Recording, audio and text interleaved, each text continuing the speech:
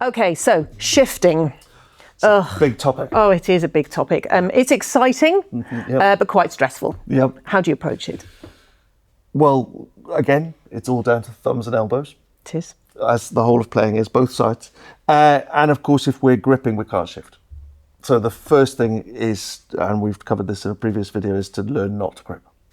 And if you can do that, you're in good shape. The second thing for me is that your fingers should be down the middle of the string, because if they're in the middle, we've got more ability to lift and move in a straight line that way.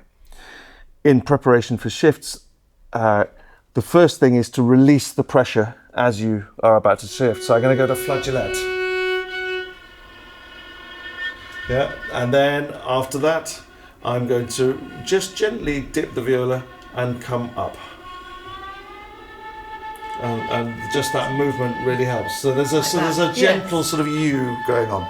And then coming down, not everybody does this, but this is for me. I'm not saying I'm right. I bring the thumb back first, and I have a little U again.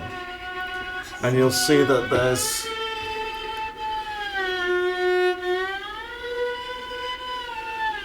Now, this kind of 6/8 sort of swinging feel to it. I'm exaggerating that feeling just to show the technique, but that's always there. So even in real life, there is that just a slight sense that the viola is helping the left hand. Yes. If that makes sense. It's not rigid. Yeah. Because we're not rigid as human beings. That's are we? You know, so we bend. So why not bend bend with it? You'll notice that as I'm shifting, I'm moving my finger proportionally with the speed of shift, flatter or not, just to give me, so if you like, I'm thinking about moving from one part of the finger to a slightly later part of the finger, and that also helps release the tension of the finger across the string. You can feel that yourself. If you draw your finger across a table, you can feel that it sort of pulls the skin back, doesn't it? Yes, you wouldn't keep it at the same angle and like that, exactly. would you? You would. So we're doing what the hand needs for that. If you're doing bigger shifts, then the elbow is the boss.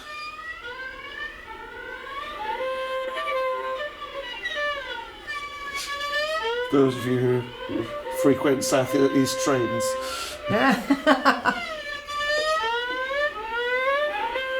And you can see that here, the elbow is absolutely leading everything I do.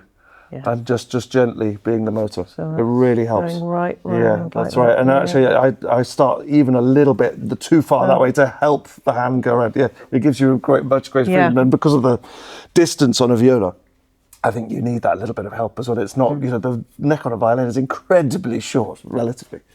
Size isn't everything, John. Clearly. Yeah, I mean, that's the fundamentals of shifting. Practicing shift is something that students, I'm not sure, split up terribly well. So let's say we're shifting from a second finger to a third finger, rather than a second to a second. Yeah. Let's say we're doing that. Yes, the standard first position to third position. And to practice that, I would split that in two. And then, importantly, I'd practice it the other way around as well.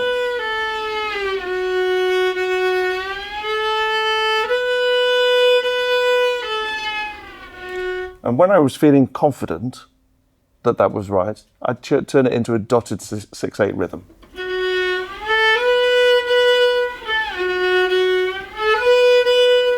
Still lifting, still going to flageolet. I don't know whether you can hear that. That's really lifted.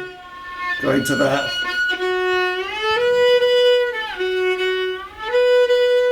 And gradually I'm going to get the semiquaver in the middle of, or the 16th note in the middle of the dotted rhythm to disappear.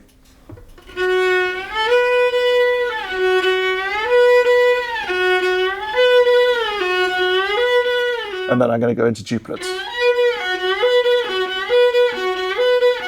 And then I feel like I know it. And I don't know about you, I have quite a good test for myself for things like this. Do you ever have a quality control test that you set yourself in your practice? It's quite a good one. No, I don't. I should. So if you imagine you're in an orchestra rehearsal, everybody's just tuned.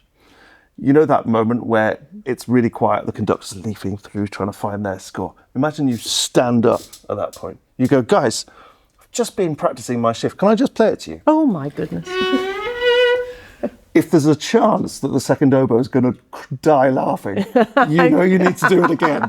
I see what you mean. Yeah. So yes. Yeah. So I call it an infinity shift. Yeah. So I think if basically, if you can do it, I reckon about 50 times consecutively without it going wrong, then it's there for an infinite time. Yes. And I do a little infinity symbol on the students' music if I think that it's a dangerous shift that they need to, But also, I make them. I always swore I wouldn't as a teacher, but I make my students practice Ševčík for this shifting. Endlessly. I find it. Yes, I mean, never too long at a time. No. I think just a couple of minutes, no more than that. Or you can overdose. Yeah, we're talking. But that's the one.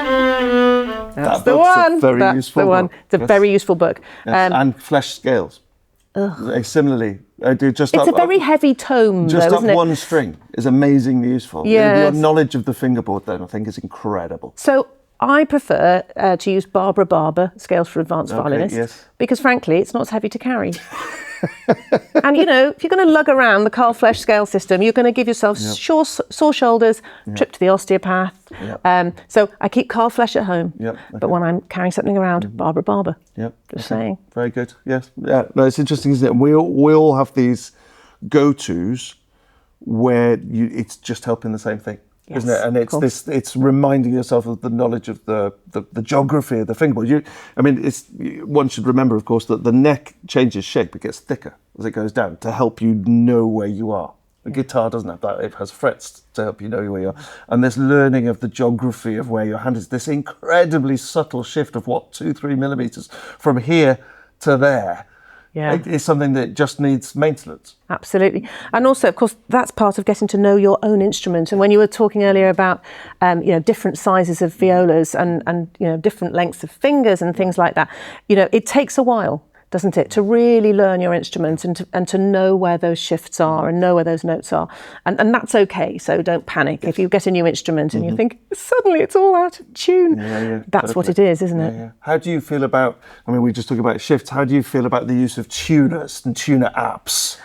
I think they're useful in limited usage. You've got to be really careful because you can't just rely on what you're looking at. You've got to be able to learn to use your ears. But, if somebody's struggling or is starting off, and hasn't done it before, it's a really good point of reference.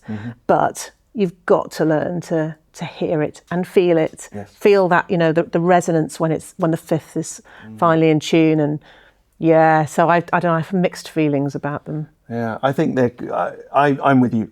I don't think it should be the only resource, but I think that it's a good tool. Yes. For me, and actually this is part of interpretation of music, is if each interval has its own tension and resolution and its own sound from being so in tune, then you're already leading a path into interpretation for Bach and so on. So even if they're, let's say, practicing intonation against an open string lower, and it's a 7, you can make it really zingy. You can really get it to bleat. And then, yes. And it is a genuinely physical reaction. And actually, for all of us, learning how to create those colours and those sounds, which is partly as bow as much as the left hand, is a really important part of creating interpretation and expression into a concert hall. Yes.